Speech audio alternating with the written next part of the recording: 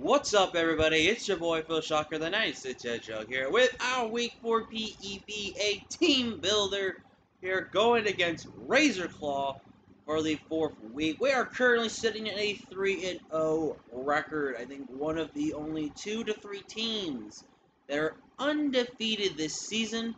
So, really excited about that. I definitely think I've been playing super well this league. I definitely think I've been building good. And, just so you know that there's going to be some tech this week. There's going to be some really cool tech this week against this team. But before that, if you guys are excited, leave a like if you haven't already. Subscribe if you are new. Join the Phil Shocker crew today because you'll be the king of the crew. And with that being said, don't go ahead. Yeah. I don't know how to do intros anymore. Anyways, let's get into this matchup. So we're going against Razor Claw. And I believe Razor Claw is 1-2. 2-1 at this moment. I could be also wrong, and they could be 0-3. I could be wrong. So let's not quote me on that. And I probably should make sure this information is looked up better. But yeah, I think Razor Claw still has a chance at playoffs, though. I think for sure, but he needs to beat me though. And for me to make playoffs, I could possibly do that with 3-2, but my differential has to be really, really good. If I go 3-2, and it is top 2 in each division, so it's gonna be the top 4 going into playoffs. So yeah, a little scary. Top 2 in each division, so it's gonna be the top 4 players, which means it's immediately semifinals and then finals. So a win here, a win this week or next week will 100% clinch me one of the top 2 seeds in my division. So definitely something to know that. I would love to actually try to go for the perfect season and win the whole thing, you know. So it would be pretty cool because I would like to win at least one championship before Brilliant Diamond and Shining Pearl are released. And yeah, but so enough talking about that. We're going to go ahead and talk about this matchup. Razor's team it's interesting. It's kind of words. They're easy. This team's kind of unorthodox in some way. Like, there's a lot of repeated typing. There's a lot of, you know, just kind of a theme of sorts with his team in terms of what it can do. So, it's going to be very interesting to say the least. But, let's break down his team, and I can kind of explain why it's a little...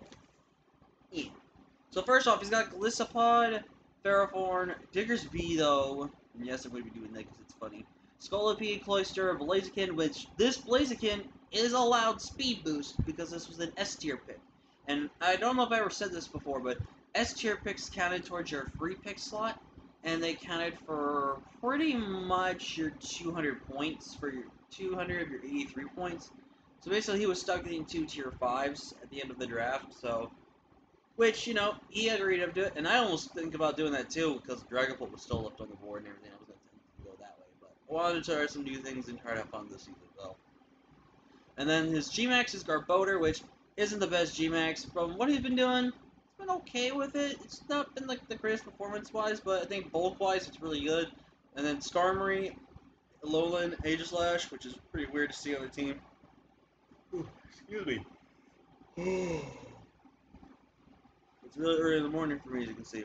And then he drafted the God, the Pokemon that may 6-0 me if I'm not careful, Roly-Poly. So, looking at his team though, I really don't see Roly-Poly. I mean, I'm just joking, to be honest with you. But I like to just go around with people and agree that things are broken and everything like that.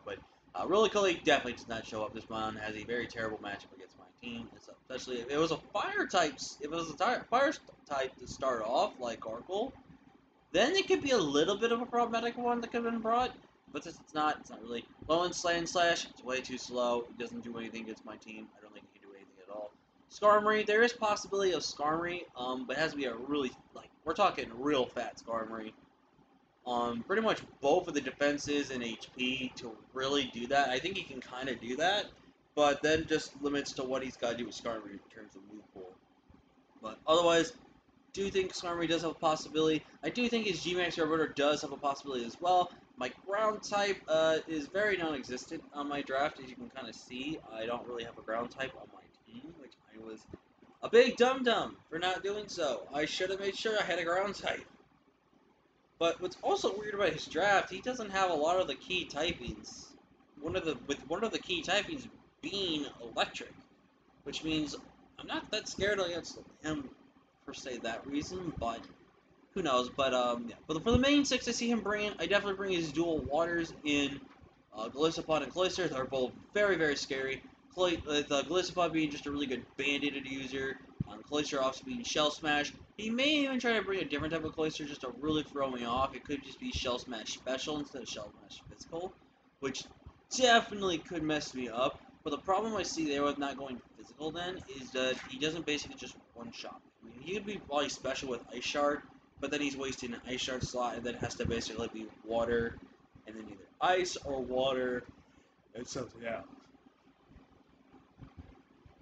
Excuse me. The special could be a problem because of my Melmetal. Obviously, Melmetal is basically able to design to be taking the hits from Cloyster. Cloyster basically can't do anything against me, so deficit the military. And also, if you really look at this man's draft, this man drafted 3 steel types, 2 water types, 2 poison types. Like, psychic types with extremely good coverage kind of just destroy this draft. I'm not gonna lie to you. But anyways, back into the topic at hand. Up next, he's got Diggersby and Scolipede. Those two are going to be massive threats. I do expect Diggersby to be a Scarfer in this matchup. And again, with having 2 speed boost Pokemon, which thank God I cannot pass the baton pass speed status and all that, so thank God for that. But Diggersby definitely beats Twist Scarf user. I definitely expect Ferrothorn to bring rocks and spikes this matchup. Probably dual stab. I mean, I could see dual stab. I wonder if he's gonna be real enough to bring the special Thunderbolt though. Like I did. I don't know, but Ferrothorn definitely gonna be a major problem. Definitely expect that to be if I see that, I 100% expect that to be his lead into the matchup. So definitely something to know there. But with Scolipede and Blaziken, speed boost, definition, define. I don't know if they're gonna go Jolly on one and Adamant on the other. If I could see something, I would probably see Jolly on Blaziken and then Adamant on Scolipede, just for the fact that Scolipede can outspeed me already at +1 and an Adamant nature, and basically wreck shop on it. So, and I do expect one of them to be Life Orb, maybe one to be a boosted item of some sorts or something like that, maybe a berry potentially. So, definitely gonna be a tough matchup here. But for the team we're gonna be bringing, I think we got some heat tech right here. I think we got some really, really good tech here that I think a lot of you are gonna really love. I actually might need to redo some EVs and stuff like that to kind of make sure on something.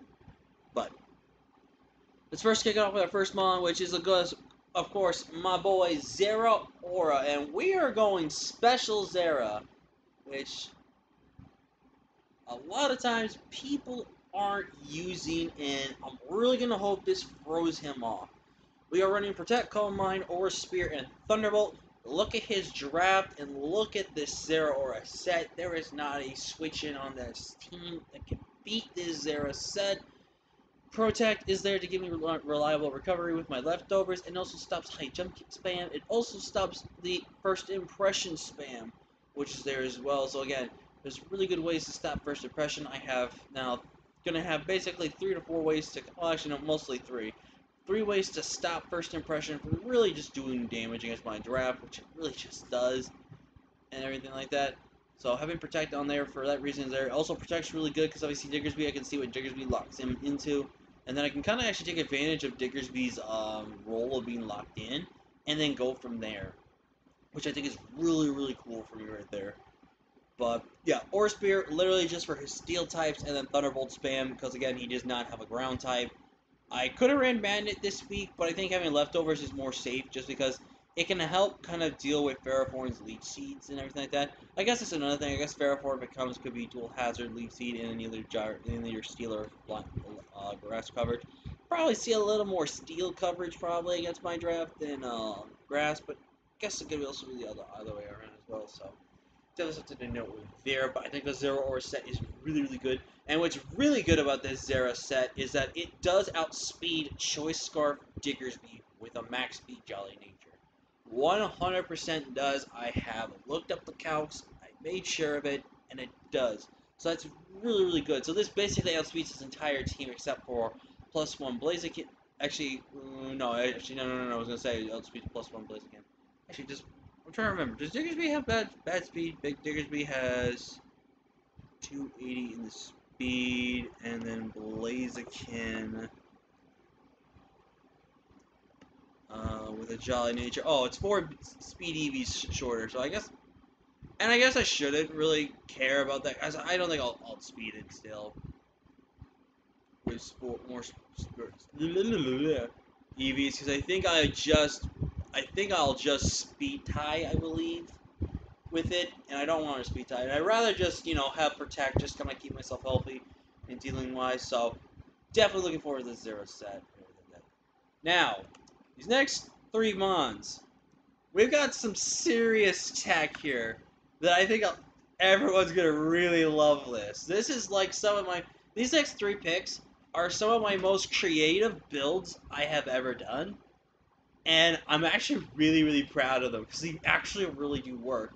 So let's kick it off first with my Salmon Sky High here, which we haven't been able to use to the best of our ability, and it's partially on my fault. We could have done really good against Nico, who we played week 2. Wait, week 2. Um, but this is a really weird set. First off, I would have ran agility if agility was a thing, but apparently agility is not a thing. So unfortunately, I am stuck with Dragon Dance. What's really kind of cool though is this: with running this set, I could bait that I'm physical with Dragon Dance, and then just reveal that I'm special. But what's really cool is we are running Throat Spray, and if a lot of you may not remember Throat Spray's been that one item that's kind of been a hit or miss item that's been used either a lot or it's just not becoming the big item that a lot of people expect it to be. But basically what Throat Spray does, if I use a special attack, I can get my special attack raised, like, not exactly like a Moxie, but I guess they get like a kind of like choice specs of sorts, Throat Spray boost after I use a sound move. And what is Hyper Voice, you may ask? Well, it's a sound move. Hyper Voice giving me a sound move, activates Throat Spray, and now I have a Salamence that is that can be a Salamence, it's +1, has Hyper Voice spam, and really just wants to destroy most drafts. I actually might change this set up a little bit to be faster than Diggersby. And the one thing, so it's 284.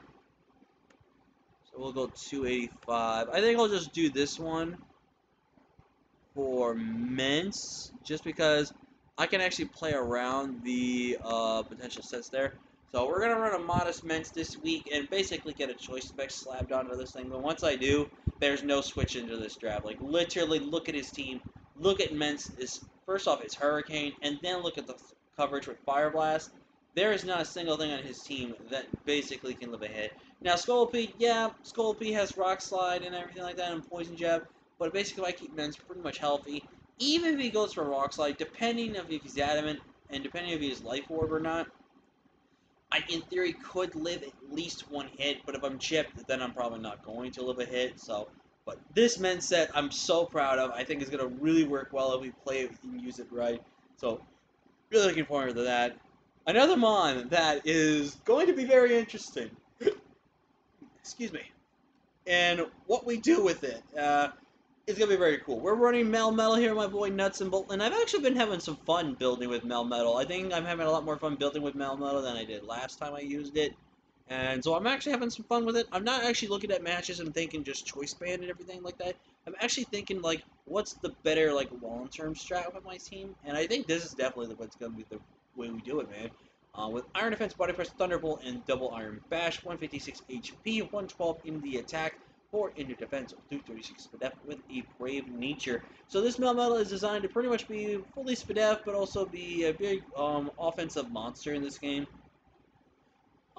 Thunderbolt is there to also deal, like, Thunderbolt was designed to really just deal with Skarmory, but it also helps deal with the Gallisopod, because Gallisopod is pretty physically defensive, decently physically defensive, so I'm running Thunderbolt just because there's really good coverage with Melmetal to go go this way, and I definitely think this is going to be a mon that is going to provide big headaches. I was actually kind of thinking of maybe running Thunder Wave, potentially, over something, but I think Thunder Wave, even though it's got its good answers, but, like, I don't want to deal with having, you know, two main mons that can come in on it and check it after something goes down. It's 7 plus Thunder Wave with it. Excuse me. That necessarily important for my team, but yeah. But I think this is gonna be a really great Melt Metal set. It's a little meanish than the Sky High and then my next Pokemon, but it's still a pretty proud set, especially who runs Thunderbolt. I mean, if you're going full special Melt Metal, then obviously you run Thunderbolt. But I think this Melt Metal set really looks well. I'm gonna double check some calcs with Thunderbolt without the investments and stuff like that, and see if I can 2 KO at least Galissapod with this. And if it does, I'll make sure I do that. And if it doesn't, then I'm going to probably maybe make sure it kind of does. So taking probably some attack and HP away would probably be one of my ways. And maybe some of us would have. Who knows? But this Melmetal set, I think is going to be perfect. And I think it's going to be a really good set this week. Up next, this is a set that I'm really hoping works. Because it literally works so well against his team. It really does. We are running Trick Room, Will-O-Wisp, Poltergeist, and Hex Dusknoir with the spell tag, because you look at his team, where is a Ghost Resist? Non-existent. Most of his team, however, when it comes to Ghost typing, take the physical hits, not the special hits. We are running Trick Room, Will-O-Wisp, Poltergeist, and Hex, like I said. Max HP, 136 attack, and a 120 special attack with Quiet Nature. This is a weird Dusknoir, but it's a Dusknoir that literally puts in the absolute finest. First off, Frisk, really good ability to give me access to the items and stuff like that. Poltergeist, again, it's another one I can kind of get access to items in case, you know, I'm not out when Frisk activates and stuff like that. Hex, Trick Room, obviously for things like me, Melmetal, and like for Dusknoir, Melmetal, and probably even arguably like my last mon that we're going to talk about as well. Can really benefit the Trick Room so much, and this is why Game Freak, make an item that extends Trick Room like it does for Weather. I know it would make Trick Room bustedly broken in singles, but I definitely want that to happen. And plus, Sermons would really love to fry and become jumping up in the gens just like how Kira did. And some other ones as well. But Dusknoir here, I'm really hoping this set works, because it's so good. I feel like this is such a really good set. And I really hope that everything in the end is just going to pan out, and I'm going to really enjoy this set, and hopefully enjoy Dusknoir in this game.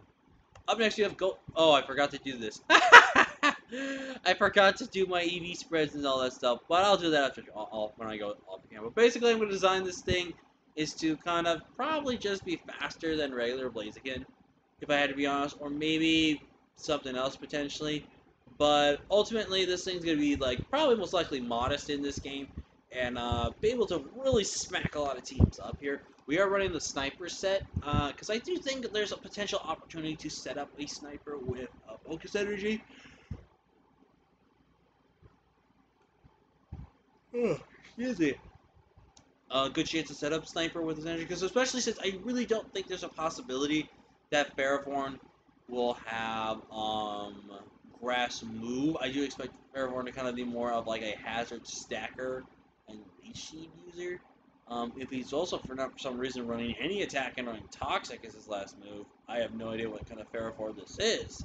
And if he doesn't bring Ferrothorn itself, this set literally just wins. There's no ifs, ands, or buts about it. This set will literally just win. I just need the right opportunity to set it up and go from there. But yeah, this set literally wins. And you know, let's say I lead this in against Douglas, but I could max guard turn 1. Yeah, that would waste my G-Max turn, but it also helps dealing with Galissapod. And then I can kind of go for, as he's baited, I can kind of figure out what he's going to switch into here, and I can just go for Air Slash. He stays in, goes for a struggle, potentially knowing I'm going to do some damage against him. He can get emergency exit and stuff like that, but basically, it can do that. But I really do think Inteleon here has such a really good matchup, and I do think Inteleon can really do a lot, especially with Snipe Shot, which is going to get boosted by critical hits. Whether we do the focus energy and stuff like that. So I really hope this set pays off. Again, I don't know how I missed this. But we'll try to fix that before the opposite of the matchup does. And last but not least, we're bringing Sneaky here with Heavy Duty Boots, with Fire Blast, Dark Pulse, Parting Shot, and Will-O-Wisp.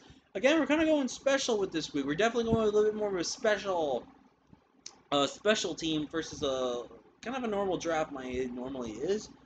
But the reason why we're going more special because he's got a lot of physical walls. Like a lot of things he looks at my team, he's probably gonna expect physical offense from. And like things like Salamence, you could see running like mix because obviously Fire Blast is a thing. Oh, excuse me. But once he sees we're full special and like almost every Pokemon on our team, it's gonna be really funny. If he's special Blaziken, that actually messes up a couple of things for our team. But Incineroar here though, it's mostly gonna be designed here to just Will-O-Wisp, burn things, Parting Shot out. Dark Pulse plus Fire Blast hits about most of his team for super effective with the neutral damage. The only thing that's gonna be resist is gonna be the Blaziken.